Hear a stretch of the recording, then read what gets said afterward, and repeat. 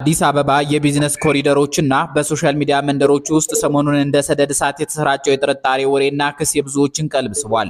ጉዳዩ ከገጠር 10ኛ ክፍል አቋርጦ የመጣ 8 ዓመት ሙሉ በሸገር ጎዳናዎች ላይ ያሳለፈ አንድ ወጣት በአጭር ጊዜ ውስጥ ቢሊዮነር ሆኛለሁ፣ የግል ጀትም ገዝቻለሁ በማለቱ የተቀሰቀሰ አዲስ የውዝግብ ማዕበል ነው። ዶክተር ኢንጂነር ሳሙኤል ዘሚካኤል በመንሱር ጀማል ተከሽኖ በበረከት ገበሬዋ ሲቀርብ ይሄን ሰውዬ ነው የሚሆነው። አዲስ እብድ ነው። ማህበረሰቡን ለሁለት በከፈለው በዚህ አነጋጋሪ ታሪክ ዙሪያ ይህ ሰው እውነት የዲጂታል ዘመን ባለራዕይ ነው ወይንስ የዋሆችን የሚያጠምድበት ጊዜ ያለፈበት የበግ ተራሿሿ እየሰራ ያለ አጭበርባሪ የሚለው ጥያቄ በየቦታው እየተሰማ ይገኛል። ጉዳዩ የንግድ ውድድር ሳይሆን